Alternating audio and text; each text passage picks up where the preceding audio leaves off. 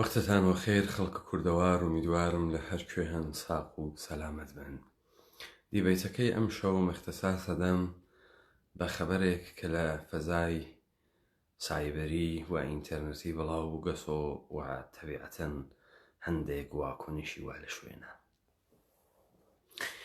کە ئێمە ساڵیانێکی ساڵە ئیشارە بەم مەوزوعەکەین، بەڵام من ئەم شەو بەرەکمە تۆزێ بەتاقەت لەسەر ئەم مەوزوعە بدوێم. دەرحەدە بەزاعەتێک کە لەسەر کار هاتم و واجبم زانی کە لە زووترین کاتە سەبارەت بەم مەوزوعە قسەیەک بکەم. پێشووتر بێژم شەهامەت ئەوە نییە کە تۆ لە ناوە خیابانە یەخە بە مەردم بگری و بە چاقۆ و بە شمشێر و بە مشت بکەویتە گیانە مەردمە جامعە. شەهامەت ئەوە نییە کە تۆ منتەسەبە بە گروپێکویت و بەناوە پێشمەرگە و گریلا بە فەرمانێک ناتوانی بگەڕیت و دووە بتهنێرن بۆ عملیاتێک و بکوژیت. شەهامەت ئەوەسە تەکە واقعیات زندگی خۆتا ڕوبەڕوو بیتەوە. شەهامەت ئەوەسە بزانیت کە تۆ هەر بڕیارێک لەم زندگیە ئەدەی تەئسیر داهەنێت لەسەر ئینسانەکانی تر، لەسەر ئایندەی خۆت، لەسەر ئیستەی خۆت، لەسەر کەس و کارت، لەسەر مناڵەکان و عەزیزەکانت.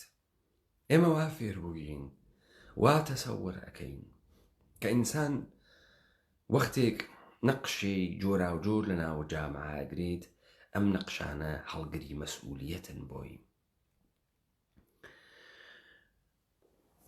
بۆیە تۆ وەختێک ڕوو ئەەکەی لە جامعەیەک، فکرەکەی ئەم جامعە بنەمای یەک سری پرنسیب و ئوسولی هەست و فکر ئەەکەی کە مردمەکەی ئەم جامعە دەرکەکە و ئەفەحمێ کە تۆ خەریکی چی ئێژین. وەختی ئێمە ئێژین، ئێمە کۆمەڵگامان نییە. وەختی ئێمە ئێژین، ئێمە شارمان نییە و ئێمە مەجموعەیەک دەهات و ئوردوگامان هەست کە مردمەکان تیا مەحسوور بوون و لە ژیانێکی ئوردوگا یا زندگیەکەن. تۆ ئەبینی ئینسانە کوردی لەم سەرزەمینە ئێمە هیچ مەجموعەیەکی بەیەک لە کێندریاگی یەک دەنگ نییە کە لە بەرامبەر ئوموراتە ژیان ڕۆژمەڕەی خۆی فکر بکاتەوە و دەرمەورد ئەتفاقاتێک کە لە ناوە کۆمەڵگاکەیە ئەکەوێت نەزەری بوێت و شوین دەسە نەزەرەکان خۆی تەعقیب بکە. بۆیە ئێمە مەسئولیەت ناگرین. یەکێک لە عەیبهایەک کە فعل جنسیە بدون ڕەسمیەت لە دنیا دروستی ئەکات، بەو مەحنا نییە کە ئینسانەکان حەقیان نییە ئەزدەواجکەن، یا ئەو جۆرەی کە مەسیحیەت بە جۆرێک تەقبیحە ئومور جنسی ئەکرد لە ئەدیانێکی ترا کریاوێت. مشخصەن لە سەرزەمینە ئێمە تبقە نەریتە کوردی و تبقە نەریتە مەزهبە جۆرا و جۆر و ئەدیانە جۆرا و جۆر هیچ وەخت بربەست دروست نەکریاگە بۆ مەسائلە جنسی. بەڵام ئەزدواج شێوەی ڕەسمیەک بوو کە کۆمەڵگا تەسمیمی ئەگرت کێیتەکە کیا سەکسی بوێت، بۆ خاتری ئەمەی کە ئەم سەکسە تەولیدە مەسئولیەتی ئەکرد. تۆ کە ئەزدواجت ئەکرد، ئیجادە پەیوەندهای جەدیدت ئەکرد.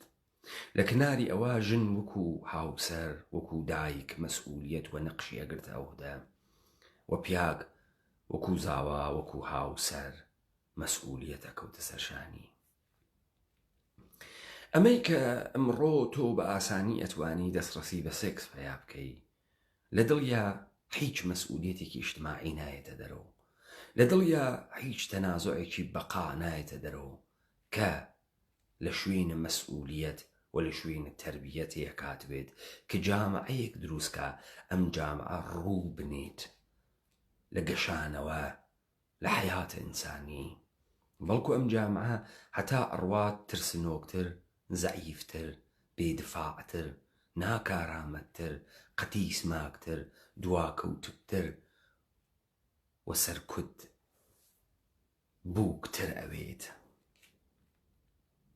تۆ لەم حەوزە کەسانێک ناوێنی کە دەست بووەنە قەڵەم و خۆیان مەسئول بزانن لە بەرابەر اتفاقاتێک لە ناوە جامعەی خۆیان ناکەوێ. پەیمانە حەیدەری و ڕاپەڕینە کوردەوارە سەربەخۆ هەر لە ڕۆژە ئەوەڵە بدوونە هیچ ئیدعایە وتی ئێمە لە جنسە مردمین و لە زندگیەکی اجتماعیا کە پەیوەستین بە مردمە نەقش و ڕۆڵە خۆمان بە عنوانە ئینسانێکی مبارز ئەگێڕین. ئەمە نەزۆکی جامعەی ئێمەس کە بووین بە تەنیا دەنگێک کە لە تەمامە ئومورات و ژیانە اجتماعی جامعەی خۆمان ئەگەرەکمانە قسە بکەین، چون حفرەکان و تەهدیدەکان دوژمن و دوژمن ئەم بەشەرە، ئەم ئینسانە کوردیە ئێمەی محاسرە کردەگە تەوتە ئەکرێ بەر عەلەیه ئێمە کە نابودمان کەن و من ئەمانە ئەم شەو تۆزێک ئەکەمەوە. نەقشی ئەمانە بەڕەسی ئەەکەم تا بزانم ئێمەمانان چۆن دایکین، باوکین، براین، خۆیشکین، چۆن ئەحساسەکەین پەیوەستین بە جامعەیە و هیچ مەسئولیەتێکمان نییە. بۆ ئەوانەی کە باوەڕهای مەزهەبی و دینیان نییە، بۆ ئەوانەی کە فکر ئەکەن وەختێ کەوتنە ناوە مەسیرە فەساد هەر کارێک ئەکەن و موافقن، بەڵام هەر بۆ ئەوانەی کە فکر ناکەن دیاردەیە کەس بە ناوە حەڵاڵ و حەرام، پوڵە حەڵاڵ پوڵە حەرام. با من بتان بەمە ناوە سیکلێک.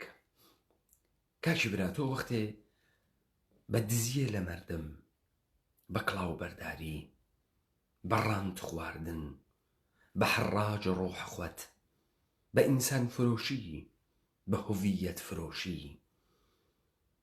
بە خیانەتکردن بە مەجموعەیەک کە پێی وابەستەی و گۆڕینی ئەوە بە منافع شەخسیت، نۆڕمێک لە ناوە خانەوادەی خۆت دروست ئەەکەی، ئینسانێک جلوە ئەەکەی کە مناڵەکەت کۆپیت لێیەکە. تۆ بۆ خاتری ئەوەی کە نانە تێری تێسەری سفرە جلوەی بدەی، مەشروعی بکەی، دزیەکان و کڵاوبەرداریەکان و ئجحافەکان و زوڵمەکان و غەدرەکانی کە ئەیکەی تێتە سەرە سفرەی ماڵەکەت یخە بە ژنت ئەگرێ. ئەو پوڵە کە تۆ دەری تێری باعسە انحرافە ژنت ئەوێت، باعسە انحرافە مناڵت ئەوێت. مناڵت پرنسیپی نییە، مناڵت مرد کەنیشک بار نایێت، یانە ناوە ئەعتیادە بە سێکس و بە مەوادە مخدر و بە ئەلکۆهۆل و بە سەرگەرمی لە بەی نەچێت، یا ئەوەی کە بە پوچی ئەگات و خۆی ئەکوژێت. تماشای دۆروبەرتان کەن ئەو پوڵانەی کە ئێوە بە خوێنە مردمە تر دەردان هاورد لە ناو ماڵە ئێوە ئەمڕۆ خەریکە چه کارێکەکە. ئەها ئەو پوڵە ڕەگ و ڕیشەی ئێوەی دەراورد. بۆ چون بنیادەکە فاسدە. باوکێک کە نزول ئەخوا، سوو ئەخوا، باوکێک کە دزی ئەکا، باوکێک کە پاسدارە کە بەسیژیە، باوکێک کە شکنجەگەرە ئتلاعاتیە، باوکێک کە درۆزنە، باوکێک کە جنایەتکارە کڕۆکە خۆی دروستەکە. ئەو سەمەرەکەی ئەوێت و کوڕەکەی هاشمی وا لەسەر جنازەکەی باوکیە تەقەلوبی ئەگریا. ئەو فیلم بگیر، فیلم بگیر، فیلم بگیر.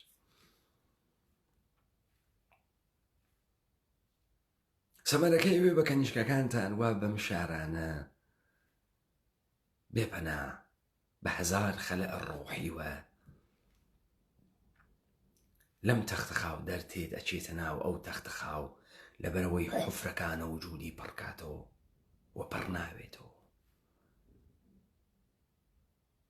ئەمە جامعەیەکە کە ئێوە دروستی ئەکەن، وانە پشتیە و دروستان کردگە.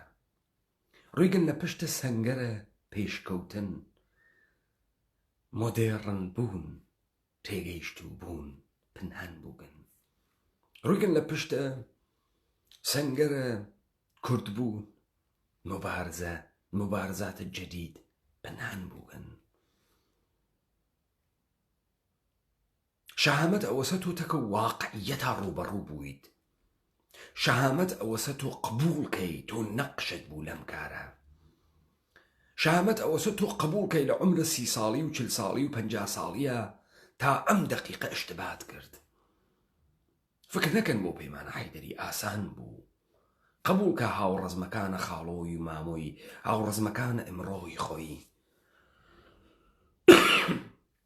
مشتە ئینسانە بەکرێگیراوە نظام سوڵتەیە ئێرانی بوون. فکر نەکەن بۆ من سەخت نەبوو کە 20 ساڵ لە غوربەت زندگیم کرد. 20 ساڵ لە تەبعید زندگیم کرد. ناگەهان لا بکەم و بزانم بازیم خواردەگە. دوای کڵاو و بابردک کەوتەکەم. بەڵام نەچووم و سڵاوە جمهوری ئیسلامی. تەفم نەکرد لە مبارزە. تەفم نەکرد لە خۆم. نۆم و گورگ بکەومە گیانە جامعە. ئافەتەکانی کەوتە گیانە خۆم. بووە زەجر، بووە ڕەنج، کەوتە وجودم، بووە حفرەی گەورە، بۆ پوچگەرایی. لە دنیایەکە کە تۆ ئەحساسەکەی تەنهایی، لە دنیایەکە کە تۆ ئەحساسەکەی هیچ پرنسیپێک نەماگە، لە دنیایەکە کە تۆ ئەحساسەکەی مەرز بەینە خاس و خراو نییە، حەقیشتە خاکستەریە. لە دنیایەکە کە تۆ ئەحساسەکەی ئشێ دەست بگڵی بەسەرە کڵاو خۆتابانەیوە و نەکەویتە شوێنە کڵاو و بابردگە. ئەمانە ئاسان نەبوون بۆ من. و متبەینم بۆ کەسانێک کە یاران ڕاپەڕینن ئەمڕۆ ئاسان نەبوو. ئێمە لە ئاشوو بە گەورە کەوتین. ئاسان نەبوو حکم بدەی بەرامبەر بە جامعەیەک و بێژی تەمامە ئەنیستیتۆکانە ئەم جامعە دروستکراوانە دەستە نەهادهای ئەمنیەتیە دەوڵەتانە بۆنگاهم ماڵیە یەهودین بۆ نابوودی ئینسانە کوردی دروستکریاگن. ئاسان نەبوو. گەورەترین شەهامەت ئەوەسە کە خۆت درۆ نەکەی. گەورەترین شەهامەت ئەوەسە تف بکەی لە تاریخە 60 ساڵە و 50 ساڵەیە کە خەڵەتیایی گرتی دیان و تۆ نەتزانی. ئەو پیاگەی واژنەکەی خیانەتی پێەکە باوەڕکەن ئەووەڵین نەفرێکە کە ئەفەمێ وەلێ خۆی ئەدا لە جێلی. لەبەرەوەی فکرەکە ناتوانێت ژنێکی تر پیاکە. لەبەرەوەی فکرەکە هەزینەیەکی فرەی کردگە. جارێکی تر ناتوانێت تاقەتی بێ هەزینەیەکی تر بکە. لەبەرەوەی فکرەکە مردم پێژن زەعیفە، عیبی هەست، نەقسێکی هەست، دەمداخە. زەعفەکان خۆی باعەس ئەوێت ژنەکەی کەنیشکەکەی بڕۆن یەک لە دوای یەک بڕۆن. باوەڕکەن ئەکسەرە ئێوەمانانێک کە لە ناو ئەم حیزبا بوون و ئەم حیزبانە بوون و لە ناو ئەم جامعە زندگی ئەکەن ئەوێنیت ئەزانن کە غەدرە، ئەزانن کە زۆڵمە، ئەزانن کە دروست و ئەمە کارە دەوڵەتە، بەڵام خۆیان نەخەڵەتێنن، خۆیان نەدەن لە جێلی. یعنی چی من 30 ساڵ پێش مەرگەی حیزبی دموکرات وگم بڕۆم بێژم حیزبی دموکرات وابەستە بە سوپای پاسدارانە؟ ناتوانی قبولکە. یعنی چی ڕفیقە هاوسەنگەرەکەم لە پاڵت دەسما فیشەکی لێدریا کوژیا جنازەکەی بەسەر شانە منۆ بوو قبولکەم لە بازی و تەئاترێکی هەماهەنگ کریاگا کوژیا. یعنی چی ئەو میزانە تەنەفوەرە کە من بووم لە کۆمەڵە بووی لە من بە تەورە کەوتینە گیانی یەکتری بۆ هیچ نەبوو. ئێمە مشتێ خەڵەفیاگە کڵاو ئەسەر چوو بووین. ناتوانێ قبولکە. کابرا بوو بە دموکرات نەیەزانی دموکراتێژی چی. فکرێ کرد شەرواڵ کوردی بکاتە پێی. جامانەیە زل بووە سێ جفتێک کڵاشە هەورامی بکاتە پێی فرە کووردە و ئەیگوت من گەرەکمە کوردی قسە بکەم. بۆیە تۆ ئەوێنی ئەم کوردی قسەکردنە حساسیەتی بە جێگەیەکی بێ ئەوەی کە تۆ فیلسوفێکت بێت، بێ ئەوەی کە تۆ ئەندێشەیەکت کرد بێت، بێ ئەوەی کە تۆ مەکانێکت بێت کە مشت و مڕی عەقڵی تیا بکرێ. شروعیان کرد بە دروستکردنە لۆغەت. پاوانخواز چ معنایەکەدا؟ تۆتالیتاریزم، تۆتالیتەر، پاوانخواز لەکوێ ئاوردە؟ هاوسەرگیری، جفتگیری، شیلکەی پیاو، یەسری کەلەمات هاوریا بەغایەت چەپەڵ و قیزەون بوون بەناوە کەلەماتە کوردی.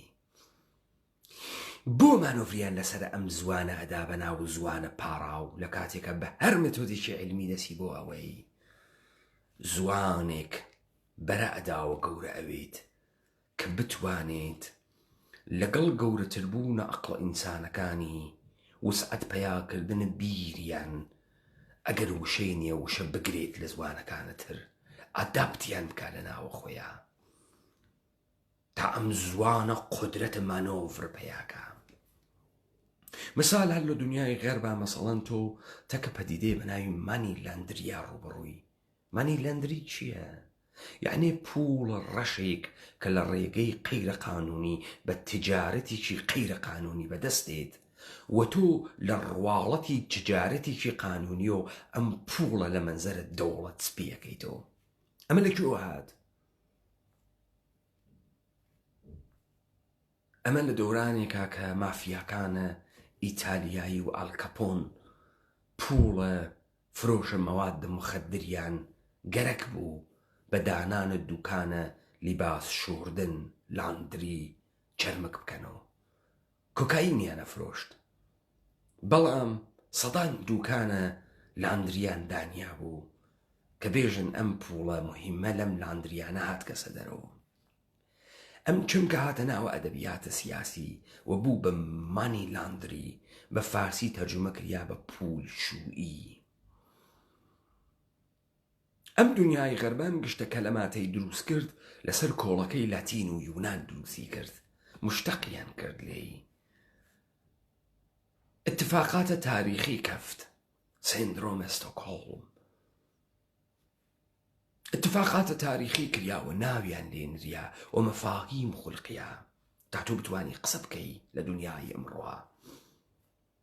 وەختی تۆ ئەوێنی قوربانی عاشقە، قاتڵە خۆیسی، عاشق مجرمە، پێشی سیندرۆمە ستۆکهۆڵم.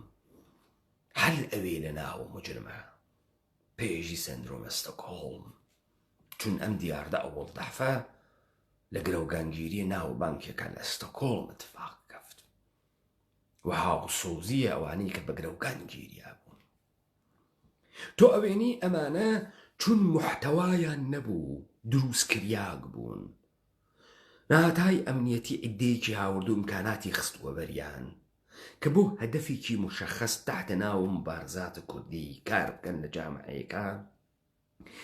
و ئەمە مەتنی نەبوو، محتەوای نەبوو، عەقڵی نەبوو، چون چەسپیان بەهێنێ فۆرم زوان و زوانم و کریانیان هاوردوتیان ئەمە زوانە کوردیە. ئیستە بێن پاڕاو قسە بکەن. هاوسەرۆک یعنی چی هاوسەرۆک؟ یعنی دوودانە سەردایگیانە لە یەکتری؟ یعنی چی دوودانە سەرۆک؟ یعنی ڕیاسەتە مشتەرەک؟ ئەم مەفهومە چییە ئێوە دروستان کردگە بەناوە هاوسەرۆک؟ لێ پرسراوەی گشتی ئەم مەفهومە سیاسیە لەکوێ هەز؟ چۆنە؟ ئەمە چه شەکڵیە ئێوە دروستان کردگە؟ معنی نییە. بۆیە تۆ عەقڵ ناوێنی تەولید بێت. کاورا ئیسرارەکە زوانێکی بێ هارمۆنی تەق و ڕەقی بێتام قسە بکە، پێی بێژێ ئەمە ئەوجە مەبارزاتە ئێمەس لەناوە ئەم دڵە زوانە کوردیە، ئیش ڕۆحە ئینسانە کوردی بێتە دەر کە جامعە شکڵ بدات لە بەستەر ئەم زوانە ئیشە ئینسانە کوردی بتوانێت دنیای خۆی بخولقێنێت، داستان بێرێتە دەرۆ، تراژدی بێرێتە دەرۆ، کۆمەدی بێرێتە دەرۆ، داستانە جەهانە کوردی بێرێتە دەرۆ، ئینسانێک بێرێتە دەرۆ کە دەستگای ئەرزشی هەست، نگای هەست بەم دنیا و لەم دنیا بوونی هەست، حەیاتی هەست. ئەنا ئینسانە کوردیش بەسە مابەقی ئینسانەکانت تر وەسە دانەیەک لە چەرخدەندەی نظام سڵتەی جەهانی ڕقەمە فەقەت. تایبەتمەندیە تۆ چییە بە عنوانە ئینسانە کوردی؟ هیچ. تۆ فەقەت خەریشی خۆت تکرار ئەەکەیتەوە لە بێمحتەواییە، لە نەبوونە هیچێک تۆ خۆت تکرار ئەەکەیت و تکرار ئەەکەیت و تکرار ئەەکەیتەوە بە سوورەتە تەئاتر، بە سوورەتە نەمایشە پێکەنیندارە ئەحمەقانە لە سەتە جامعە. بۆیە تۆ زوانێکت هەست بە غایەت نەزۆک، خونسا، بێ ئیرادە، تۆ بە یەکێک گەرەکتە بێژی ئەم ئینسانە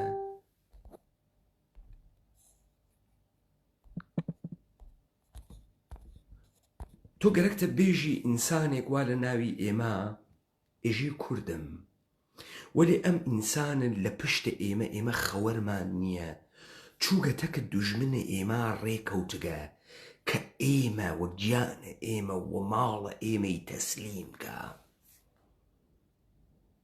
بەمە ئێژن خائین.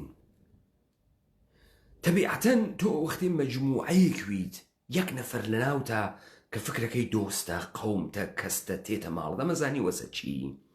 وەسە تۆ فکرەکەی ئامۆزایەکە تەز ئەمە ئامۆزاکتە، کەستە، کارتە، تۆ ئیشێ محیبەتی پێ بکەی، سلەی ڕەحم بەجێبێری، ئیشێ بێتە ماڵەکەت، ئەم ئامۆزاکە تێتە ماڵەتەوە.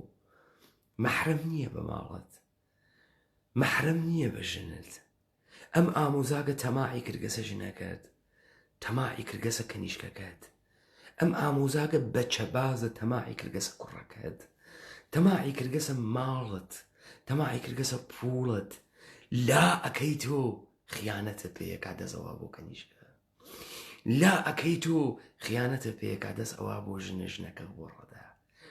تۆ وەختی پێی بەماوەی بەمە ئیژن ئامۆزاگەکەت خیانەتی کرد بە ئێعتەمادە تۆ وتت ئەمە ئامۆزاگمە، بردتە ماڵ، نیاتە سەر سفرەکە، ژنەکەت پێکەنی بەدەمیۆ، بەڵام ئەو پێکەنینە ژنەکەت بە حیزبوون ژنەکەت تەرجمە کردەوە. لەحزەیە پشتە هەڵکرد، چوویتە سەر خیابان، چووە ناوە ئاشپزخانە، پۆکت دەمە ژنەکەتی گرت و تەجاوزی کرد بە ژنەکەت. ئەمە پێی ئێژن خیانەت و تۆ تێتۆ سزای ئەم خیانەتە ئەدەیتۆ، ئەم لەکێ نەنگە لە دامەنە خۆت و خانەوادەت پاکەکەیتۆ.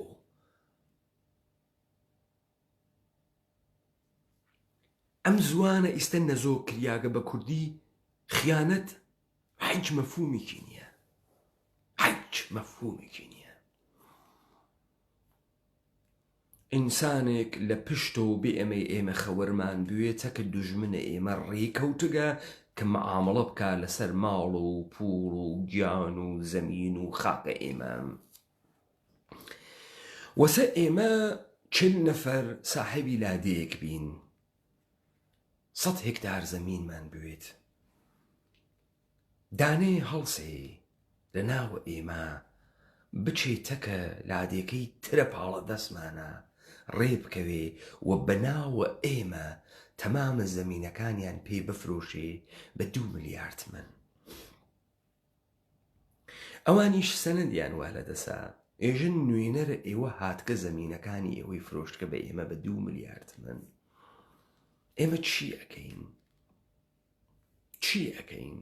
قبوڵی ئەەکەین کە ئەومان کردگەسە نوێنەر و ئەو بەناو ئەوەی کە نوێنەرە ئێمە چووگە 2 ملیارد منی سەنگە و ئیسە دەرچووە و خواردگێزی تحمل ئەەکەین.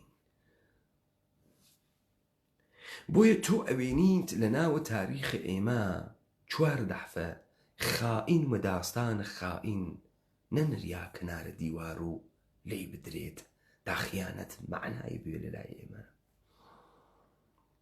دنیای ئێمە دنیای عەکسوڵ عەمەلە، دنیای ڕەتفعلە، دنیای واکنشە، دنیای کنشە، عەمەڵکەردە. ئێوە لە جامعەی کوردەوارە زندگیتان کردگە، فرێک لەم کەنیشکانی ئێمە ئەوسا نەئیستە کە بە ڕێگەی ئینحرافە ئەچوون تەجاوزیان پێکریا. چۆن تەجاوزیان پێکریا؟ کەنیشکەکە لە زەماوەنێکە، لە میێوانەیەکە، لە جێگەیەکە پیاگێ ئەچووە تەڵەوی، یعنی تەڵەو یعنی تەلەبە سێکس، تەڵەوی پێژن بە کوردی. ئەچووە تەڵەوە کەنیشکەکە، دەسی ئەورد بۆ کەنیشکەکە، بۆ سینەی، بۆ باسەنی، باوەشی پێیا کرد، ماشیە کرد. ئەمە ئەوە نقطە زەعفە ئەو کەنیشکە. پیاوێکی 30 ساڵە ئەچوو باوەشیە کرد بە کەنیشکێکی 18 ساڵە، دەسێکی پیا هاورد. کەنیشکەکە نییە تەربیەت نەکریا و چ واکنشێ لە خۆی نیشان بە، نەی ئەزانی هاوارکە دەی براو باوکەکەی تێنەوە دەفق ئەدەن لاو، دەی ئابڕووی خانەوادەی ئەچی، چون هیچ وەختی خانەوادەی نەیگوت و ڕۆڵە تۆ کەوتیتە مۆقیەتی وە چ واکنشێ نیشان بەی. باوکەکە پێی نەوت و ڕۆڵە گیان کەنیشکەکەم تۆ گەورە بووجی، جامعە پڕە لە گورگ، ئیمکانی هەست لە پەناپەسکیەکە یەکێ بێ پووکی دەمە بگرێ، ڕۆڵە ئەگەر دەستیان بۆت برد بەقیژێنە، هاوارکە بێ بێژە بە من، با خراوتری لێ نەقۆمێ. کەنیشکەکە دەمی ناخست. زەفەرە ئەوڵەوە زەفەرە دووەم، زەفەرە دووەم ئەوە تەجاوز ئیدامەی پێیا کرد. ئەو کەنیشکە لە پڕێکە ئینسانێکی تەجاوز پێکریاک لاو دەرات. چون ئێمە نەئەزانین واکنش یعنی چی، نەئەزانین تربیەت یعنی چی، نازانین. ئێمە شەهامەتمان نییە کە واقعیەتە ڕوبەڕوو بووین و قسەمان زەلە. بەڵام ئەگەر تەماشا بکەی لە تاریخە 100 ساڵە ڕابردوو کەسانێک کە قەهرەمان بووگن ناویان نییە، فەورەن پەیکەریان حیزبی موسادرەی ئەکا، دەسوورێکەوە قارەمانیەتیە یەک نەفەر بووگە. تماشا کاکی کوردم، ئینسانێک کە ئەچێتە کەمالەجسام، بەدەنسازی، وەزنە لێ ئەدا، پیاگێک عەزەڵات گەورە ئەکا، بازووی ئەکا بەوەنە، سترۆی دەخوا، قورس ئەخوا، پرۆتین ئەخوا. ئەم بازوەزلی ئەکا بۆ ئەوە نییە کاری پێ بکە، بۆ ئەوە نییە بەمە کار بکە بتوانێت زەوی پێ بکەنێت، بتوانێت هێش بە هەڵکێشێ، بۆ ئەوە نییە. ئەم عەزەڵاتە بۆ ئەوە نییە براکەم، ئەم عەزەڵاتە بۆ ئەوەسە چەوریکا بڕوا لەبەرە خۆر بوێسێت، خۆی ڕەشکات و عەزەڵات نەمایشکە، نەمایشیان بدا. تەنانەت ئەم عەزەڵاتە بۆ شەڕکردن نییە.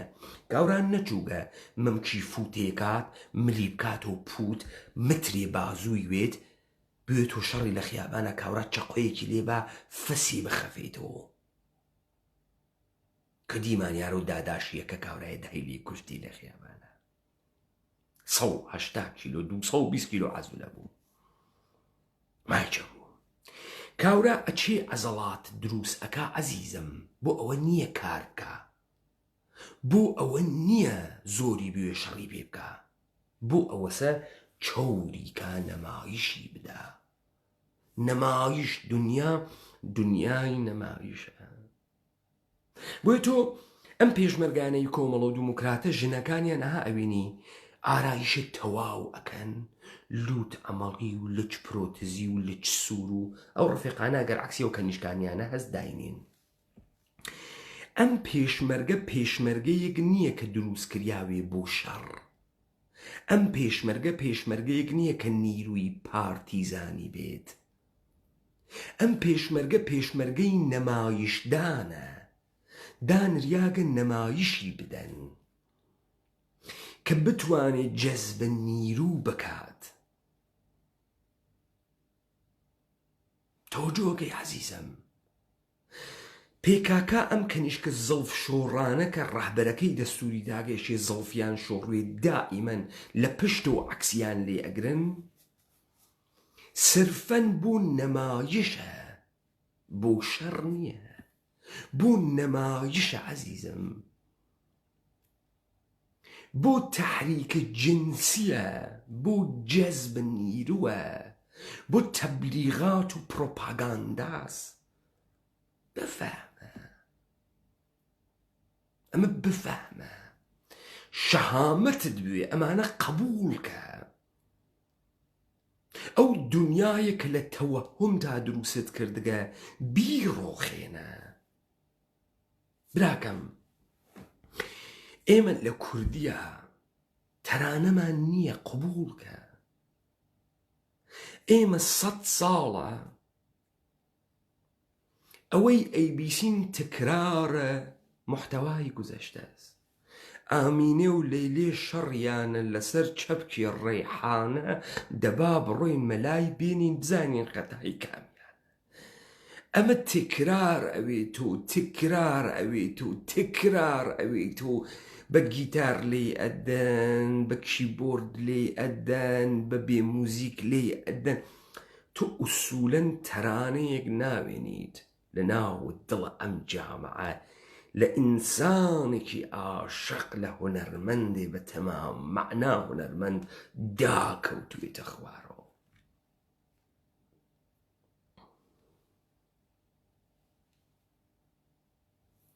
بعد ئەمانە ئەون و کێ ئەون و سلەبریتی تۆ چه پەیوەندێک بەرقەرارەکەی تەکە تەرانەی کوردیە مینا خانم مینا دەردت لە گیانم مینا ئەم شانم نە ئەو شانم بمشێ لە کوردە خانم تو چه ارتباطێتەکە ئەم تەرانە بەرقەرارەکەی چییە ئەم تەرانە چییە نۆستالژیاز تەسویر بۆ تۆ دروست ئەکا ئەدواتە ناو ڕۆیا ڕۆمانست بۆ ئەخولقێنێ چی ئەکا ئەم گۆرانیە چه شەکڵی گۆرانیە تۆ چۆن حەزەکەی بەم گۆرانیە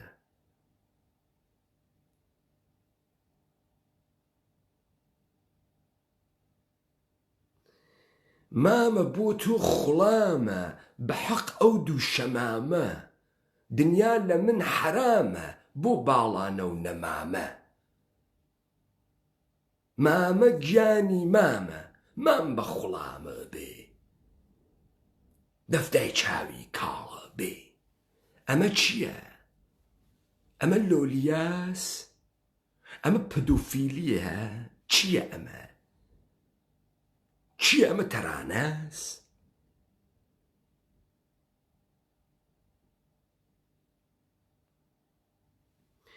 چۆن ئێوە لەم حەوزە کار ناکەن کاکە ئێمە هەمانە تەرانەی فولکلۆرە قەدیممان هەست کە ئستخراجە دنیای قەدیمی لێەکەین نوع ڕەوابەتە ئیجتماعی نوع ڕۆمانس نوع خۆشەویستی خەریکی نرد ببن لەو کەلە و دەنگی ساستێ هەڵاڵە و زەمزەمە دەنگەکەی خانم ناستێ ماچکەم ئەو دەمە دەم لەسەر دەمە و دەست لەسەر مەمە و لاو بم ئاوگری کردەوە شەو لەسەر سینە و مەمکەکەی ڕۆژم کردەوە بابە من ئەمە تێ ئەگەم ئەفەهمم ئەمە هینی سەردەمانی دەورانی قەدیمە کە خەریکە بە تۆ ئێژێت لە زەمانێکا کە لە ناوە کوردەوارە ئێمە پرەنسیب لە جامعە حاکم بوو لە مەجلسە مەردانە بە سوورەتە تەرانە و ئینتزاعی ئوموراتە ئێرۆتیک واردە تەرانە بوو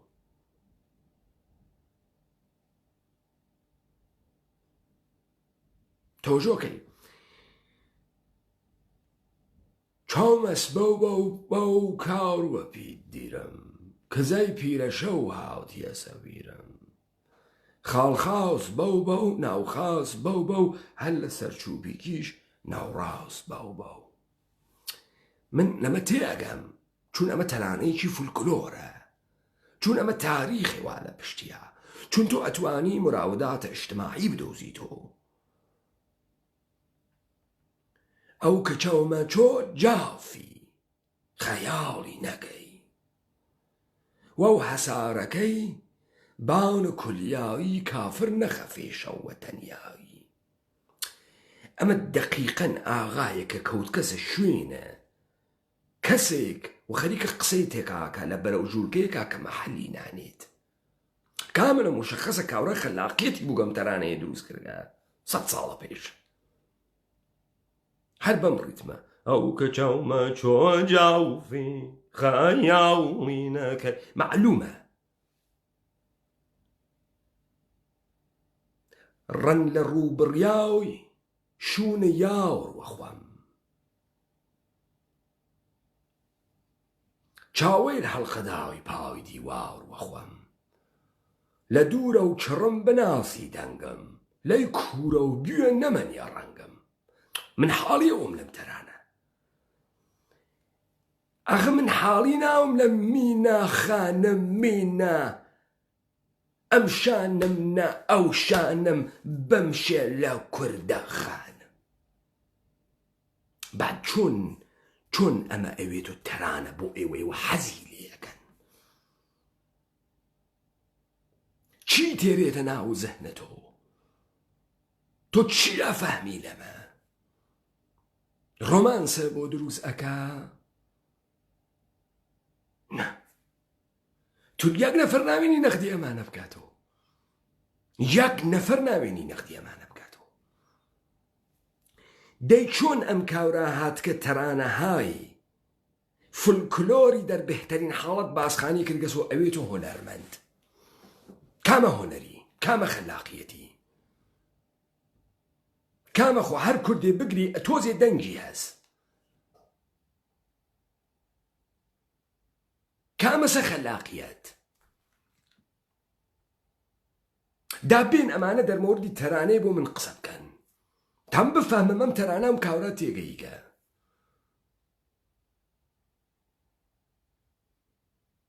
ناگەهان ئەمانە ئەوەن و سەلەبریتی لەکوێ تێت؟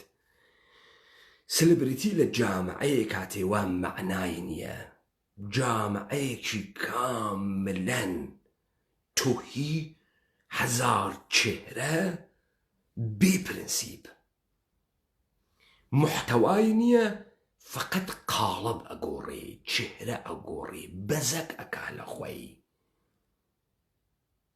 وەڵا من حەز ئەکەم بە نەجمەدینە غوڵامی، من حەز ئەکەم بە مەزهرە خالقی، وەڵا من حەز ئەمانە چیان خوێندگە؟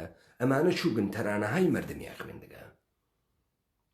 حەز ئەکەم بە ناسرە ڕەزازی و مەم کۆڵانە بە پەنجە و خەچ لەنجە گیان بە لەنجە و سەرگۆناغ بە لێو ئەگرم مەم کۆڵانە بە پەنجە، خەچ لەنجە گیان بە لەنجە.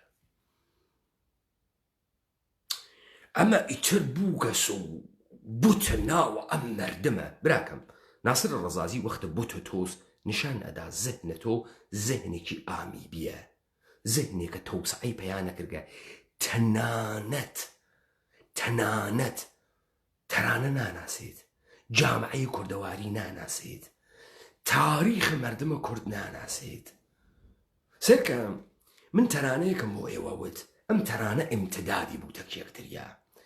ئەو کچەمە چۆ جافی خەیاڵی نەکەی، ئەکەوت کەسە شوێنە کەنجکەکە، بەو هەسارەکەی بانە کولیایی کافر نەخەفێشەوە تەنیایی. خۆ بیست دیمەنێکی بۆ تەرسیمەکە، و هەسارەکەی بانی کولیایی هیچ کافرێ وە تەنیایی نەخەفێ، حتا کافرێکی تر جێگەی تەرەحوم نییە بە تەنیایی نەخەفێ. لە دوورە و چڕم بناسی دەنگم، لە دوورە و بانگەکەم دەگەم ناسی بۆ، لەی کوورە و گوێ نەمەنیە ڕەنگم، لەم کوێرە و بووگە ڕەنگم پێوە نەماگە. بە شوێنە تۆ کە وێڵ بووم هاتم ئەم کوێرە و بووگە ڕەنگم پێوە نەماگە، بە دەنگ بمناسە. ڕەنگ لە ڕوو بڕیاوی شوونە یاوڕ وەخوام، ڕەنگ لە ڕووم بڕیاگە بۆ خاترەوەی کەوتکمە شوێنە یاوڕ، چاوەی لە هەڵقەداوی پاوی دیوار وەخوام. ئەم تەرانە مشەخەسە کاورای دروستی کردگە. تۆ چەکارەی لەم وەسەتە هاتکی بوویتە هۆنارمەند هۆنارمەند. ئێستا حەسەن زیرە گشتێ یەن نبووغێکی واتی هەم کاورە ئەمە خەتەرەکەی وا لەکوێ ئاغاگیان من ئەسەن کارم بە ئەرزش و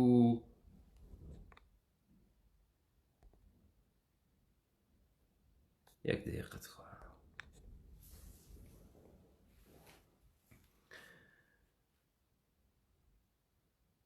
من ئەسەن کارم بە ئەرزشە هوەریەمانە نییە سەڵاحەتیشم نێ بچمە سەرەو کارە بە عنوانە بیسەر ئێگەتوانم بێژم هیچ وەخت تەرانەهای ئەمجور ئینسانهایەک نە ڕۆمانس بۆ من دروستەکە نە ڕۆئیام بۆ ئەخولقێنێت نە نۆستالژیام هەسپی هیچی نییە نەمانە. بعد ئەمانە چۆن ئەوە هونەرمەند تۆ چۆن تۆ خۆت جڕەدەی بۆ ئەمانە پێت وایە زۆر مهمن گیان مهمە لەنجە گیان بە لەنجە ئۆخەی بە لار و لەنجە سەر کۆڵە ئەمە ئیتر گشت کەسێ تکراری کردگە سۆ خەیلی شتێکی مهمە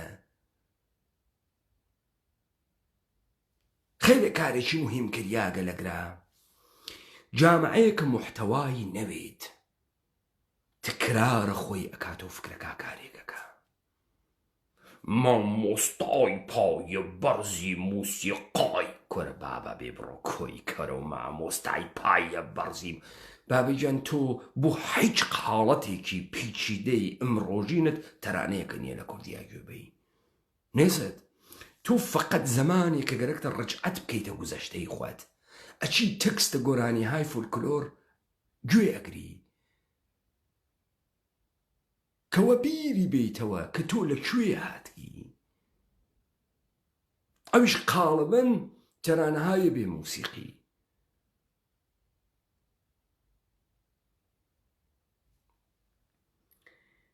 ئەمانە بۆ تۆ ئەکرێنە سەلەبرێتی کاورە لە بەستەرە هیچ تەحوڵی ئیجتیماعی نهات کەسە دەرەوە کاورە لەناوە هیچ خلاقیەتی نهات کەسە دەرەوە هیچ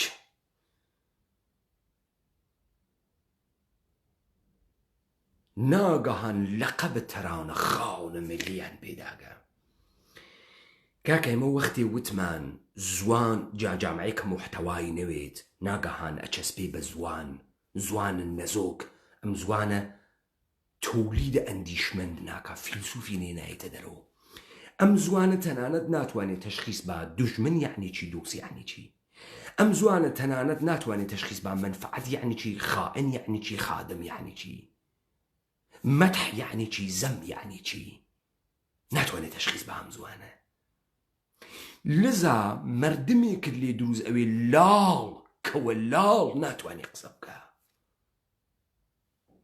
نایزانێ لە زەهنی چه اتفاقێکە کەفێ ئێمە ناتوانین گفتوگۆ بکەین تەکە یەکتریا دیالۆگ بکەین تەکە یەکتریا چون زوانەکە نایکێشی چون من ئەسەن تێناگەم لە کاورە یعنی چۆن مینا خانم مینا دەردە لە گیانم مینا ئەم شانم نە ئەو شانم بمشێ لە کوردە خانم ئەمە بە نەزەرە تو تەرانەس خەیلی قەشەنگە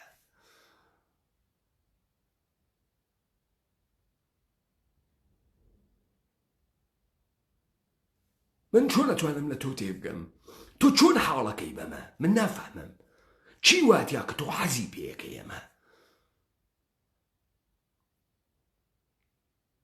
دنیای تۆ دنیای میناخانمە بانیەکەی ئەم شانم نە ئەو شانم بمشێ لە کوردە خانم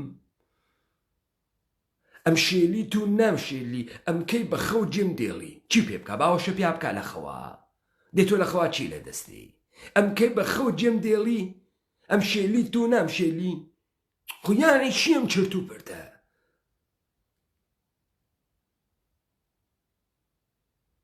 ئەم خوزەعبلاتە یعنی چی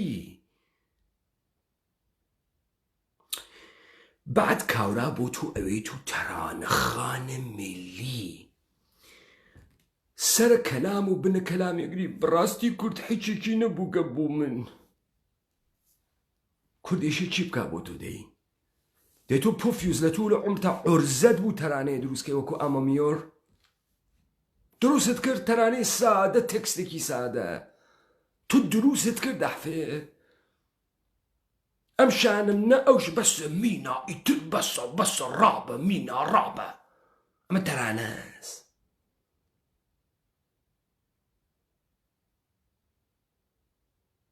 بۆچی ئەم کوردەوەنە بەدێکارەیەوە بووە تۆ چیت کرد چووی سەڕەسەڕە کرد بەناوە سرود کوڕ و کاس و سەرگەردۆنم ئەزانی جەلالی زادە چی دەرمۆردت کە مەم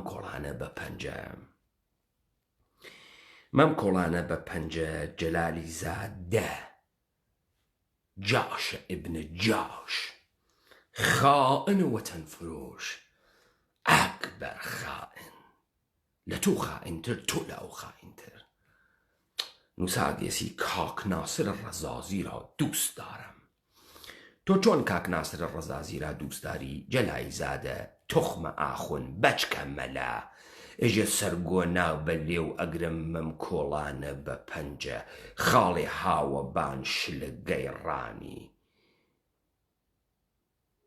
شەوێ بووم بە میوانی ناوەخت بوو کەس نەیزانی دەسم برد بۆ مەمانی ئەخ فەرمووی وا مەکەلاوە چۆن ئەمە تۆ تەکە ئەم هەڵی تو پەڵیتە تو دووستەش میداری کاورای پوفیوز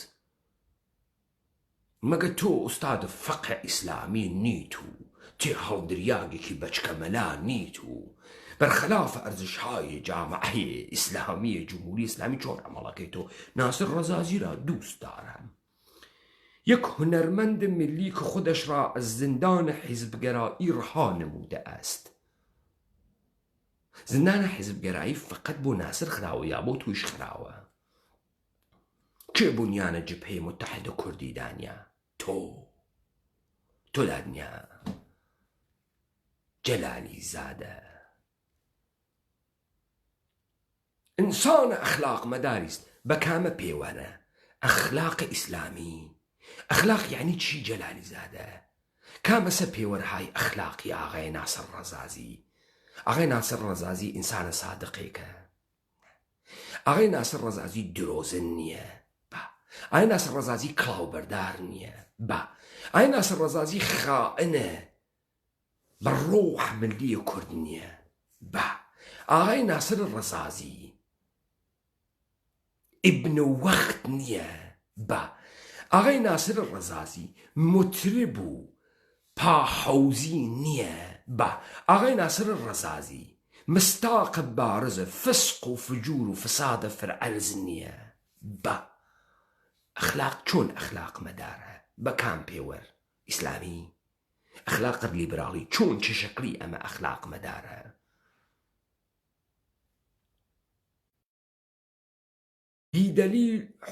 بیدلیل و حجت درباره اشخاص قضاوت نمی کند.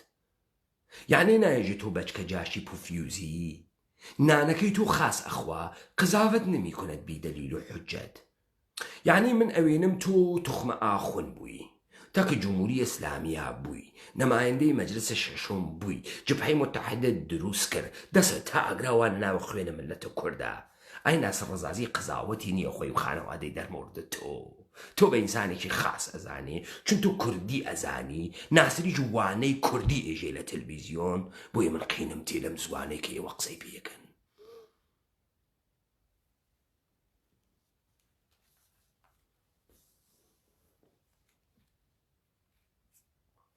رنجها و سختیهای زیادی را در راه آرمانهایش تحمل نمود. ناسر ڕەزازی ئارمانیشی هەست مەگەر تۆ ئەزانی ئارمان یعنی چی؟ یعنی دنیای ئیدئالەکان ئاغای ناسر ڕەزازی. دنیای ئیدئالەکان ئاغای ناسر ڕەزازی چییە؟ عدالەتە ئیجتیماعی، بەرابەری، حکوومەتە کارگەری، دەوڵەتە کوردی یا تەدریسە زوانە کوردی و ناو بۆ مناڵە مەردەمنیان. ناوی بنێ کوڵەبۆر بڕاستی و لە زمانێکە و کوڵەبۆردا ئەکەفتە خوارە و ناوی بنێ جاچکە کامەسە ئارمان ئاغای ناسر ڕەزازی کامەسە ئارمان هایش کامەسە ناسر ڕەزازی بۆ کامە ئارمان هایش ئاوارە بوو بۆچی بۆ هۆنەرە موسیقی بۆ تەرانە بۆچی ئاوارە بوو ناسر ڕەزازی کوا ئارمانە ناسر ڕەزازی ناسر ڕەزازی لە چاوش چاوشە لە مطرب مطربە لە مەزەی پای عەرەق مەزەی پای عەرەقە لە درۆزن درۆزنە لە تریبونە پەکەکە و پارتی و یەکێتی و جمهوری ئیسلامی تریبونە گشتیانە کامەسە ئارمان پول دەڕاهە ئارمان بەڵێ ئارمانە ناسر ڕەزازی پولە ئەوە نییە ئێران خاتوونی خواست ئەوە نییە کوڕەکە و کەنیشکەکانی داوە ملە عیدەیەکە ئیستا هەر کامیان سەلەبریتیەکن بۆ خۆیان ئەوە نییە خەریکی فرۆشتنی نەوت و مازۆتە کوڕەکەی گوردەکەی ئێرانی ناسر ڕەزازی دەست ئەکێشێت و سەر هەر عوزرێکی فامیلیا ئەوێت و مەم کۆڵانە بە پەنجە ژنی خۆشکە ژنی کەنیشکی کوڕی ئەسا عەجیبە ئەمانە خانەوادگی هۆنەرمەندن کامەسە ئارمانی جەلالی زادی پۆفیوز تۆ ئەم توڕەهاتە ئەنووسی کەسێ نییە جواوە باتۆ چ ڕەنجێکی کێشاگە کامە ڕەنجی کێشاگە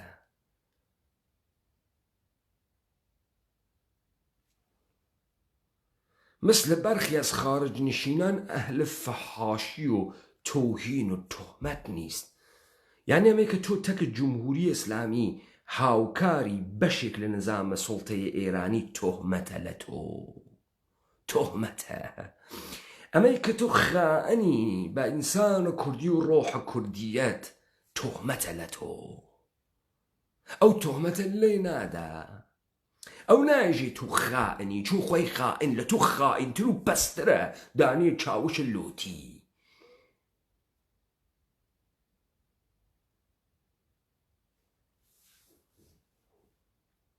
بالضرورة همزیستی مسالمت آمیز و مراعات و مدارات در حق دگر اندیشان رسیده است دگر اندیش یعنی تو چون دگر اندیشی تو دگر اندیشی یعنی یه جوری که تر فکرکی تو برخلاف تمام مردم جامعه تمام مردم جامعه جوری فکرکاتو تو دگر اندیشی جوری تر فکرکی تو چون تو جوری تر فکرکی تو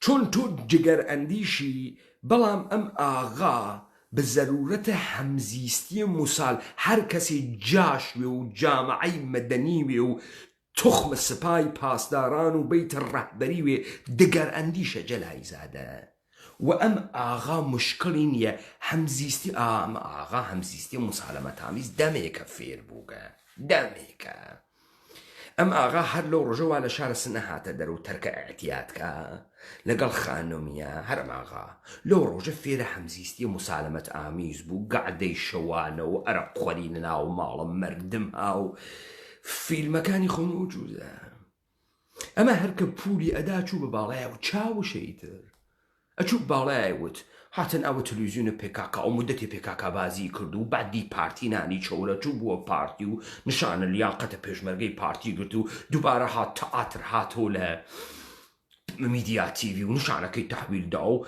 هاتوو ئافرین قازی محەممەد ئافرین قازی محەممەد ئافرین ئێمە ئەمانزانیمانە گشتی تەرە سپای پاسدارانەها بعد هەڵیان گرت بردیانە دووکان ئێمە گۆرانی بێژە ناسین خەڵکی کوردەواری داگیرکراوی لای عێراقە لەم غوربەتە خەریکە دائەپوسێت وەلی ناسر ڕەزازی ئەمەم کۆڵانە بە پەنجە هەڵ ئەگرن ئەیوەن لە دووکانە دای ئەنێن ئەنوا و ئەقسامە ڕەنت و تجارەتە نەفت و ئێران خانم و ڕەوابط فاسد تەکە سەرانە فاسد یەکێتی و ارتباطات تەکە تووە بێشەرەف و ئەمسالە تۆ وا لە ئەوجیە مەم کۆڵانە بە پەنجە وا ئەیوەنە تەلەڤیزیۆنە BBC وا ئەیوەنە وۆسعف ئامریکا ژە من مثلێ ناسری ڕەزازی ما ئەموزادەهای فارسیها هەستی منێ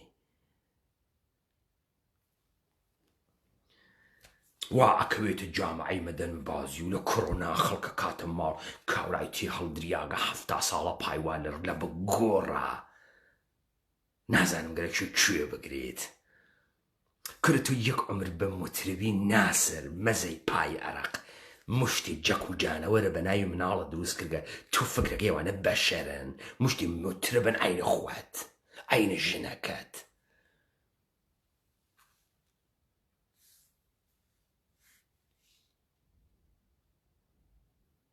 سرودها و آوازهایش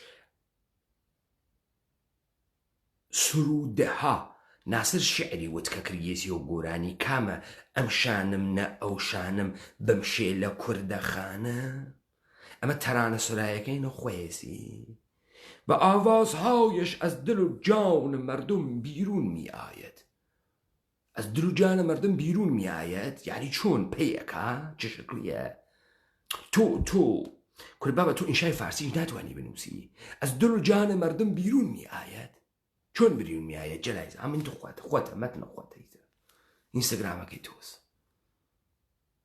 و زبان مردم است از دل مردم بیرون می آید و زبان مردم است کامە زەبانە مردم است ئەم شانم نە ئەو شانم بمشێ لە کوردەخانم مامە بە خوڵامت بێ بەفتای چاوە کاڵت بێ مامە گیانی مام بە خوڵامت بێ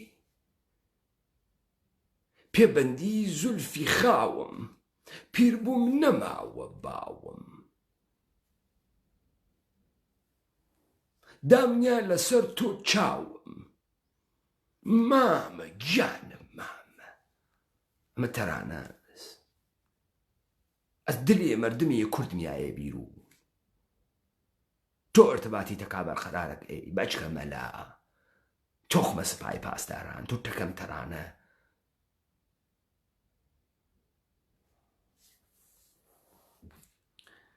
و زبان مردم است و میتوان گفت مردمی است با هەرچیشتە مردمی وێ شتی قازێکە هەرچیشتە کە فاسد وێ مردمیە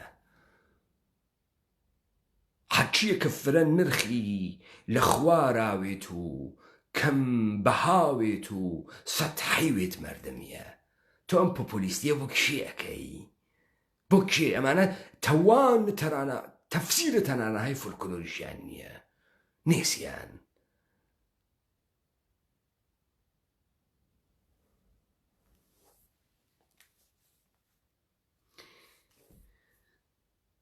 دانێ بوو بە ناو مەراسەکین لەو منتەقەی کرماشانە هەر یەک بنە ناخوونی سەد مەم کۆڵانە بە پەنجەیە هاوردەماغا لە دەم لە جێگەی خۆی تەرانەی دروستە کردووی خوێند مەراسەکین ناوێت سلەبریتی ناسرە ڕەزازیە مەم کۆڵانە بە پەنجە ئەوێتەوە سلەبریتی قارەمان ئارمان هاویش های تەفلە و ئارمانە ناسرە ڕەزازی دروستی کردوێت و ئیستە لە باوەشە تواوێت تەفلە کەرامەتە ناسرە ڕەزازی بعد تۆ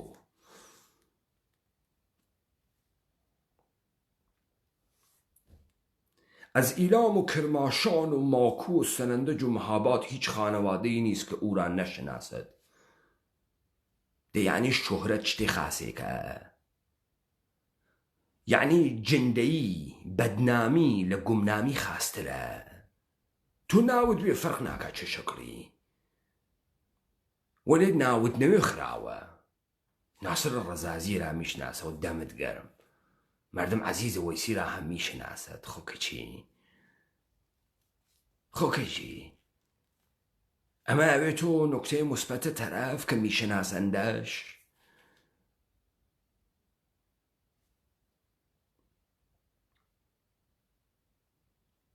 خانواده گرامیش در ایام انتخابات از من حمایت کرد ئەمە نوکتە ئاخرەکە بوو ئەو مەسعود برایە هەم با تۆ هەمکاری میکنێ هەم با قوتبدین صادقی میکنێ هەم با زیای دینی میکنێ ئێوە دەمتان خستکەسە دەماران مردمە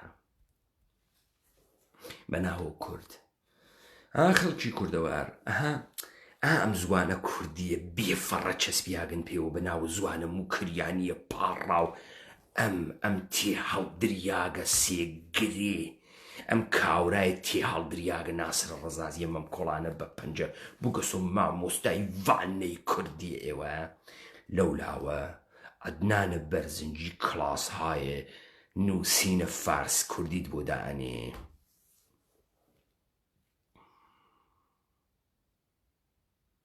ئەوێنی ئەمانە لە ناو کاخا زندگیەکەن لە خۆت سوال ناکەی ئەمە هەمان زوانە کوردی نەبوو ئەمانە ئیدعایە نەکرد دەوڵەتە ئێرانی قەدەغەنی کردگە و ئێمە شەڕەکەین بۆ زوانە کوردی دەی تۆ شەڕەکرد بۆم زوانە کوردی ئەزانی چی هاتە دەرەوە گەشتتان مشتی فۆرمالیستە درۆزنە بێپرنسیبە خائن بە بەشەریەت خائن بە ئارمانهای ئینسانی خائن بە ئیدئالەکان خائن بە ئۆمەنیزم تۆ تەرەفدار نفاق تەرەفدار درۆ تەرەفدار فەساد تەرەفدار بێپرنسیپی تەرەفدار بێعەداڵەتی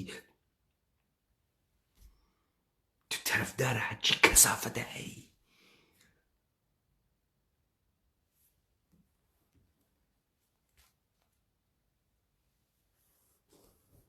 خجالەت ناکێشن مشتێ مردمە سەتحی بابە مردمە کورد بەسە عەزیزم بێ بچۆ لەم جمهوری ئیسلامیە ئیستە شەوانە دایکە عەزیز باوکە عەزیز ئەخە تۆ فکرەکەی فرە ئەفەهمی ئەمیرە تەتەلوو لایڤەکاتەوە لایڤە ئینستاگرامی تەتەلوو ڤیو ئەچێتە سەر 1,400,000 ڤیو کێن فالەورەکانە ئەمیرە تەتەلوو کێن مناڵە 12 ساڵەکان تا 17 ساڵەکانە ئێوە ئەوانەتانەوە فرە بەڕێزن و با تەربیەتن بێ بچۆ ئەمیرە تەتەلوو لە ناوە ئینستاگرامە ئاڵەتە تەناسولی دەرتێرێ لەگەڵە ئەندامە تەناسولیە تەرەفە بەحسی یەکەن بێ بچۆ بێری یعنی ئەوەنە کەسیفە من نایەرمی لەگرا لێ بەم تۆ گوێ بەی ئەمیرە تەتەلوو چێژێ مناڵەکەی تۆ وا لە ناوە ئەو لایڤە 2 ملیۆن نەفەر لەشکەری تەتەلویانی هەست یەک پیاو و ژنە چاو پێ نەکەو لەم جامعە بەرعەلەیه ئەمیرە تەتەلوو وارد بێ قسە بکە و ئەمسالە ئەمیرە تەتەلوو کە بووگەسۆ بۆت و ئایدڵە و کوڕ و کەنیشکە 12 ساڵە گوێ بدات ئەم ئێژێ ناناس پلاستیکی داری ئەو ئێژێ نا ئونباری کە ڕوو جنس بودام خەیلی خوب بود و تۆ ئینسانە ژن بە ناو واژەن ناو بووی ئەو ناوە ئامیانەکەی چۆن تۆ ئەم گشتە جامعەیە فەرهیختەتەس و گشتان فرە باسەوادن و فرە باکلاسن چۆنە یەکێکتان قەڵەمی نایەتە دەرەوە بۆ ئەمیرە تەتەلوو نەدا یاسی و ئەم مشتە مزەخرەفە ناوە لایڤهایە ئینستاگرامی چون فەساد لەسەر و کۆڵتان ئەچێتە بانۆ تۆ فکرەکەی کەنیشکە 10 ساڵە 12 ساڵە کوڕ 10 ساڵە 12 ساڵە دائنیشێتە پای لایڤە ئەمیرە تەتەلوو خودایەسی سەحە چی پێکا سەحە چی لاو دەرتێ سایکۆپەدێکی جنسی لاو دەرتێ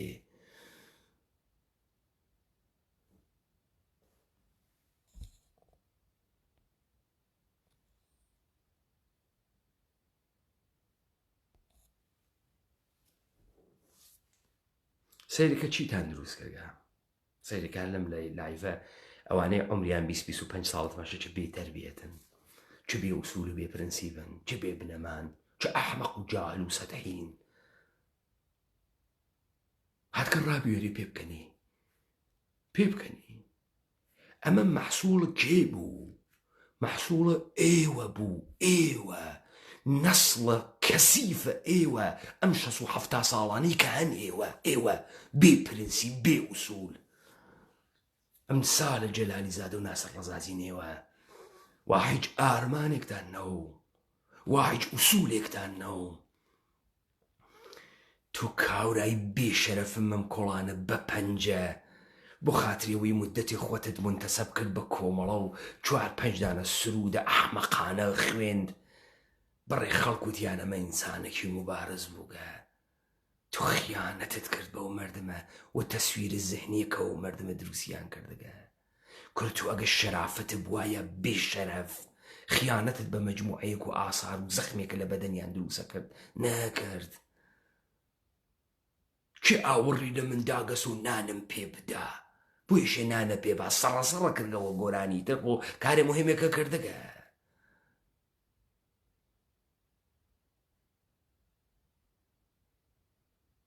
کارێکی مهمە کردگە ناسر ڕەزازی ساڵ هاز تەکە دەوڵەتە ئێرانی و ئەناسرە دەوڵەتە ئێرانی و کار بە دەوڵەتە ئێرانیەکە هەدەفە ئەمانە نابودیە زانین چییە؟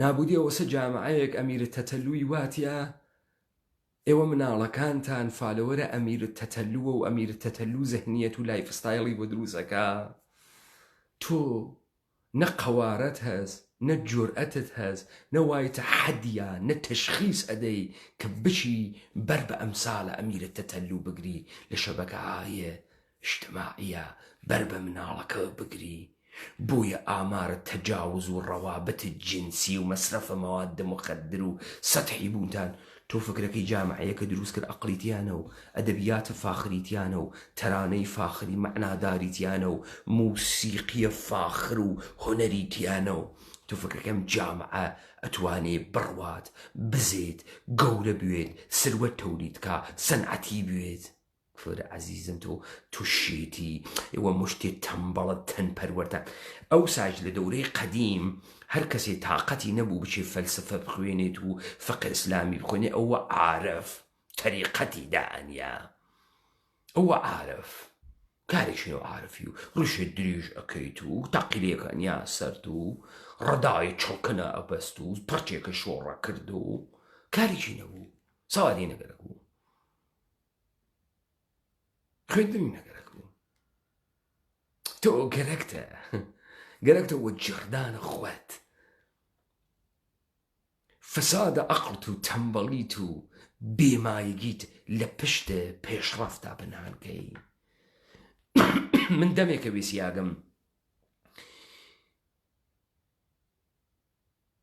من دەمێکە وێسیاگەم بزانم یەکێکتان نەقدێکی هەز بەر ئەمیرە تەتەلوو و ئەمسالە ئەمیرە تەتەلووەکان بیکە کۆ ئەم جامعەیە دەست بە قەڵەمە فاخرە واقینی تێلە جمێن بچۆ ئەمیرە تەتەلوو ئاڵەتە تەناسولی دەرتێنێت ناوی لایڤەکە وەختێ کەنیشکی 12 ساڵی تۆ تەماشایەکە ڤیوی 500 ملیۆنە 1 ملیۆن نەفەر زەندەوا لە ناوی لایڤەکەیە بچۆ پەیجە کەنیشکای 12 ساڵە 14 ساڵە و کوڕ 12 ساڵە و 13 ساڵە تەماشاکە فالەوەرە ئاغام تەتەلوون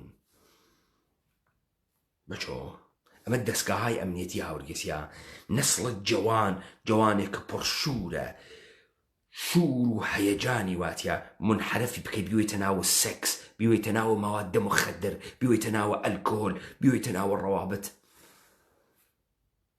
ئارە یادتە فەڵانی من بۆ تۆ بودەم دەستم تو شۆرتە دووست دختەرت بود ئەتر شۆرتەکە خاص بۆ من سانسۆرم کرد ئەو عینە ناوە ئەندامە تەناسولیە ژنانە تێرێ ببین من دوست دخترم اگه به من نگی بره با کسی سکس بکنه برم میاد اگه بکنه چی؟ اگه بهت بگه و بکنه اوکی دیگه بهم گفته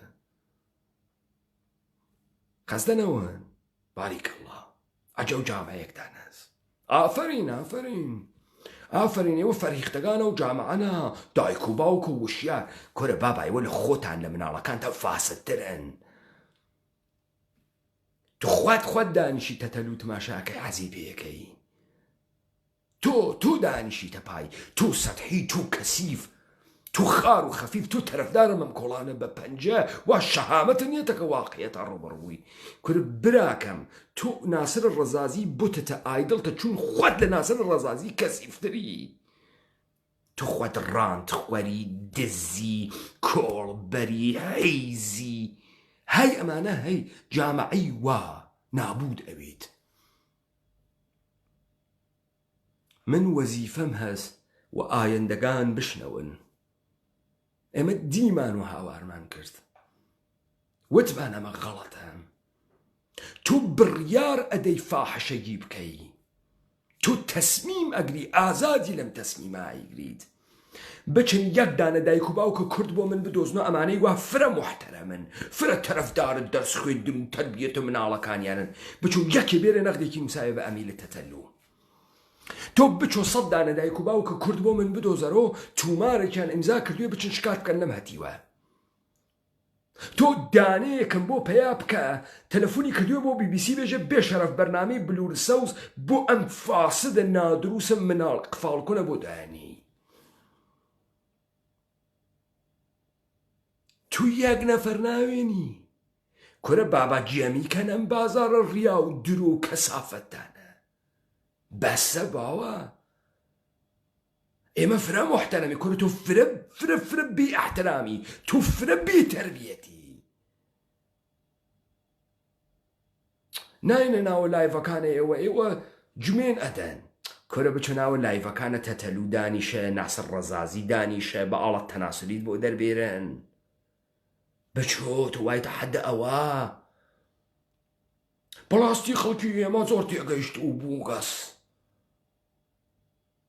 1 ملیۆن نەفەر لە حەلیمە کوردستانە دانیشیوە دیارە درزم مەم کە سایە کەریم و خجاڵت ناکیشی وایتە جامعەیوە.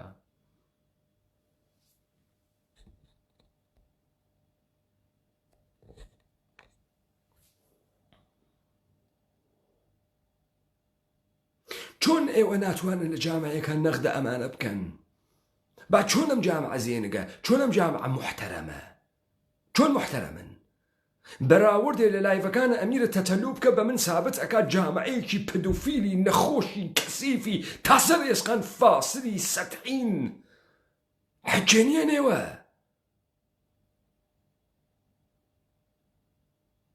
بۆیە ناسر ڕەزازی بەلاتانە مهمە. ئەم شانم نە ئەو شانم بمشێ لە کوردە خانم، ئەم شێلی تو نامشێلی ئەم کەی وە خەو جێم تێڵی. بسمینەوەی تر بە سڕە و بە هەسە هەرگە خەسە تێهاڵ دریاک.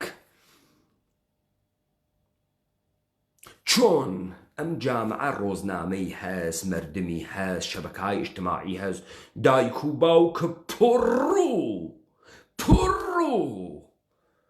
بچین شعرە چادرە ئیرەج میرزا بخوێننەوە گوێ بگرن دایک و باوکەکانە کوردستان، خاس گوێ بگرن. ئیرەج میرزا شعرێکی هەست بە ناوە چادر. دەرە گیامی کە ساف و ساودە بوودەم، دەمە کەریاس دەری ستاودە بوودەم، زەنی بگذەشت ئەزەنجا و باو خەش و فەش، مەرا ئەرق و نسا ئامەد بە جنبەش، زەزیرە پیچە دیدەم قەبقەبەش را، کەمی ئەس چاونە قەدری ئەز لەبەش را، چنان کەس گوشەیە ئەبرە سیەحفام کونەت قەتعی ئەزمە ئەرز ئەندام. وإلا آخر شعر چادر ئیرەج میرزا بۆ مردمە سەتحیەوە ئیسلام تێنەگەیگە، ناموس تێنەگەیگە، حەجم و حیا تێنەگەیگە بەحسەکە. ژنێکی زەریف ئەوێنێ لە ژێر چادرا دەموچاوێکی زەریفی هەست و بە تەوتەئەیە ژنەکە کێشێتە ماڵ. پێژە چادرەکە لاوە، ژنەکە زوانی لێ دەرتێری کیلۆمەترێ. ژە بەرادەر شەوهەرم من ئارزوو داشت کە ڕوویم را ببینە چوم نەگذاشت. عجب گیر خەری افتادیم امروز، به چنگ الپری افتادیم امروز. عجب برگشته اوضاع زمانه، نمانده از مسلمانی نشانه. دست به یکا شروع که و قیافه کاورا. خلاصه کاورا جنتنا او هرگو داری تیری. ام دحفه کاورا تیز فقط نرم بازو و کیف شارده. وتی فکرم کردم دعفەی هەرم خوا چو دیدم بەندەلیفە سوست است بدڵ گفتم کە کارەما درست است. ئەم دعفە چاوم پێکەوە کەنیشکەکە حەزی پێێتی. شروعم کرد و دەسم برد و کشیدم دەست بەران یاوڕە زیبا و چوم الله بەر پلۆ و مؤمن بە حەلوا. لەگەڵ یاخەوێ تەجاوزی پێکای ژەوەلێ لە ئەووەڵە سەکسەکە تا ئاخرە سەکسەکە چادرەکەی وان نەکرد لەبەرەوەی دەموچاوی نەوێنم. ناموس دەموچاوی بوو، ناوپای نەبوو. چو خوردم شیرین سیر ازن شیرین کلوچه هرآمد باد گفت و زد به کوچه. ئێوە گشتتان ژنەکەی ناوە چادر ئیرەج میرزان دەم و چاوتان گرتگە محکەم خوار بەرباد چوو تۆ چۆن ئایدڵە ناسر ڕەزازیە بەچی بە هۆنەری بە تێکستە گۆرانیەکانی بە دنیای فانتەزیە کە بۆتی ئەخولقێنێ بە مینا خانە مینا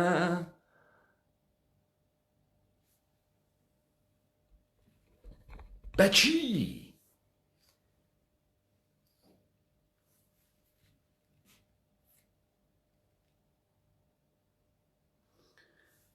ئای کاروان نورەدین ئێمە ئەگەر خەریکین سفاتە دەین لە خەڵکی چون ئەوان بنیانە جامعەیان لەگەڵ ئێوە خراو کردگە ئێوە خراوتان کرد من یەکێ لە ئێوەم نەبی بچێت بەرە ئەم سلبریتیانە بگرێت بەرە یەکدان خائن بگرێت نەمدی جامعەی سەتحی دروسەکەی ئەوە وەزعتە جامعەیەکی سەتحی چیپ خوەر هەرزان خوەر جنسە بونجوڵە چینی خوەر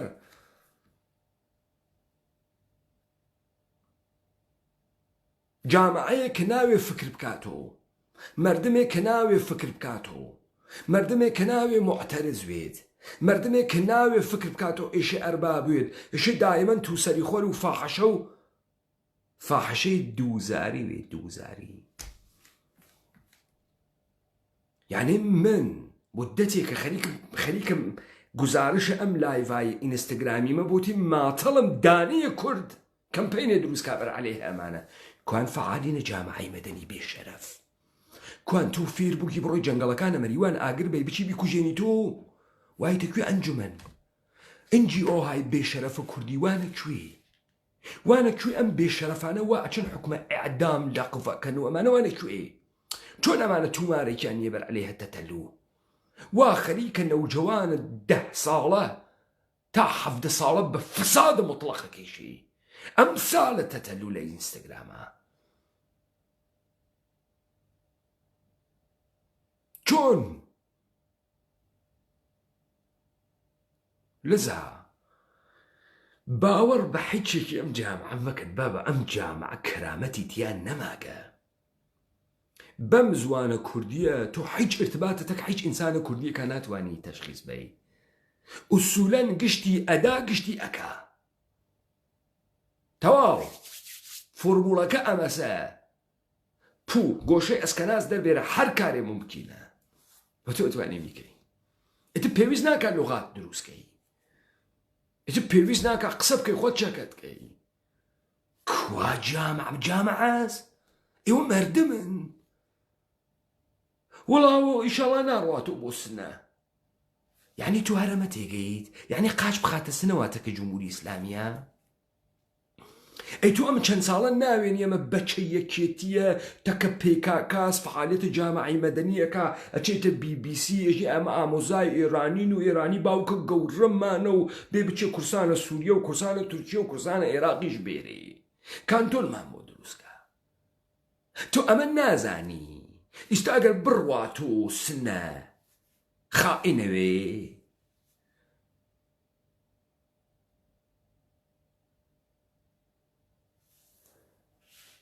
کاکە ئەم مافی گەڵە کە تۆ ئێژیتی چه شەکڵیە مافە گەڵ کامەسە ئەمڕۆ گەشتتانوانە شوێنە مافە گاڵ پێشی گەیگن بە زوانە پاڕا و دەمە قۆپان و هەڵپەڕکە و سلبریتی و انتخابات و پێگەیگن مافە گەڵتان پێگەیگن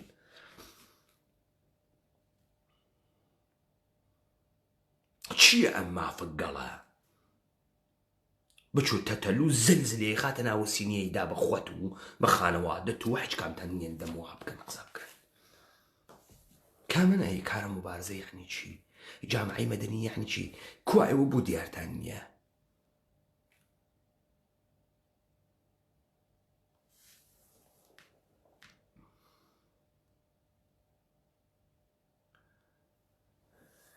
لذا ئەمە مقدمەیە دیبەیتە سۆحاس من بوردي تێمەسەر ئەم داستانە تا بزانن ئێوە جامعەیەکتان دروست کرد کەنیشکەکانمان هەر لە 10 ساڵی و بووگنۆ لۆلیتا زانی چێ بوو؟ لۆلیتا داستان ڕۆمانێکە لە نووسەرێکی ڕووس باسە کەنیشکێکی 11 ساڵە کە پیاوێکی 6 ساڵە بە عینوانە پەدەرخەندەی عاشقێسی وتەکی ارتباطاتە جنسی بەرقەرارەکە. لۆلیتایان یا بەقەی ژنهایەک کە ئەیانکەنە عروسەکە جنسی دەستیان لە ئەژنۆ ئەوڕن قاشیان لە ئەژنۆ ئەوڕن گوێیان کڕەکەن زوانیان ئەوڕن چاویان کوێر ئەکەن نەوێنن و بە عنوانە بوکڵەی جنسی ئەیفرۆشن لە بینە پوڵدارەکان ئەوروپا و ئەمریکا. کەنیشکەکانە خۆتان کردە لۆلیتا.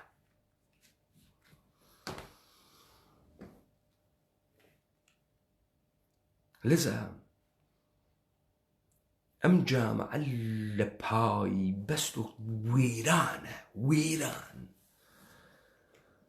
من لە ئاخرەتی بێتەکە فقامەژە بەماکەم ئێمە فرە ئینسانە گەردەن کش و پوفیوز و دوڕ و ئەوێنین تحتەناوە با سەواد و با شخصیت و تێگەی شتێک لە جامعەی کوردەوارە ئێمە فرە محتەرەم. باوەڕەکەی ئێمە لە ئێوەی محتەرەم نەماندی بەرامبەر بە ئەم ئاسیبهای عەزیمە ئەم تەخریبە عەزیمە جامعەی ئێمە نەزەرتان بێت.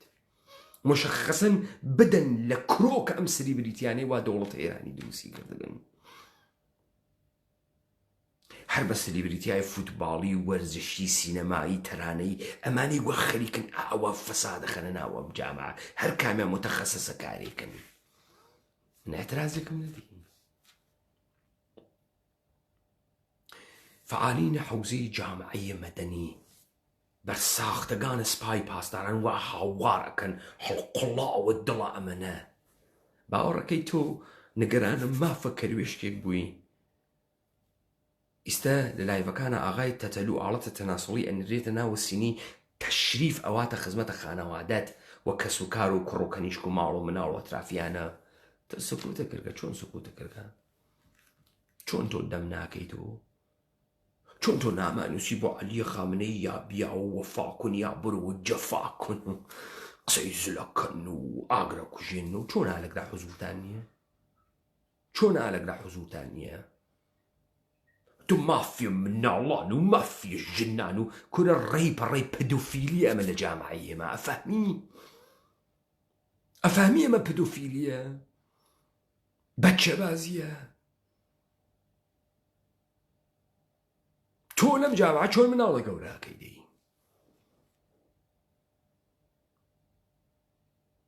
چۆن ئێعترازێ لەم جامعە نایەتە دەرەوە؟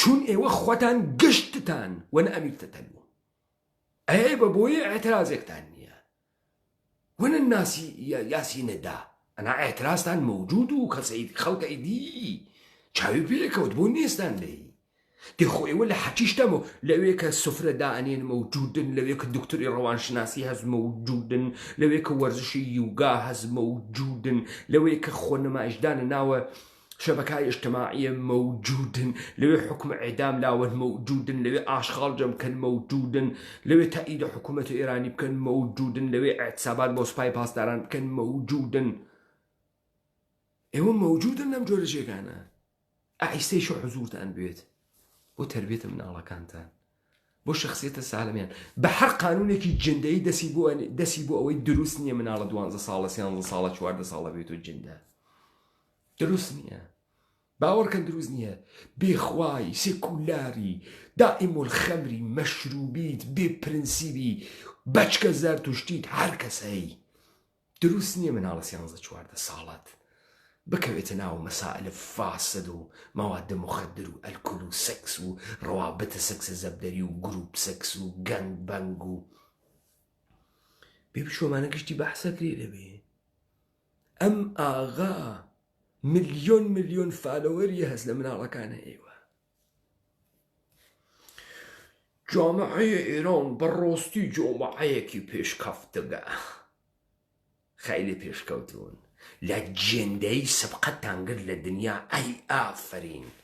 سعدی داستانی کێزیژێ کاورایە بوو هەتی و باز و ڕۆژێک کەلیکی و بمرێ پەشیمان بۆ وتی ڕۆڵە هەرچیە من کردم تۆ بڕۆ بدە. وتی خۆلاس هەران چ پەدەر بە ساڵی بکرد پسەر بڕوزی بدات. ماڵتا ناواوێ ئەو فەسادەی لە غەربا بە 100 ساڵ کریا ئێوە بە 10 ساڵ کۆتان کرد ڕاتان ماڵی مەقامە ئەوڵتان کەسب کرد لە فەسادا. هەی باریکەڵڵا هەی باریکەڵڵا. خەیلی سەختە لە ناوە ئێوە زندگی کردن، خەیلی سەختە منتەسەبە بە ئێوە بوون، خەیلی سەختە وەکو ئێوە بوون. لحظەیەکە خۆتا خەوت بکە بزانە لە بەشەریەت چیت پێوە ماگە، حەجەکە پێوە ماگە. بچن هەم بە حیزبە بێشەرەفەکانتانەوە، هەم بە تەواوە ئەنیستیتۆکانە جامعەتانەوە، هەم بە تەواوە نخبە و نخاڵە و قەڵەم بەدەست و نووسەر و فعالە جامعەی مەدەتان و بچن عورزەی یەکدانە نەغتانە و یەک حرەکەتە ئەترازیتان بەرامبەر بە فەسادە سیستەماتیکە مناڵەکانتان نەبوو نەتان بوو. مردنتان خۆشە، ئێوە ئێشی هەر بەم فەلاکەتە بکێشین، ئێشی لە پاتایە خراوترتان ببێت چون خۆتان مقەسەر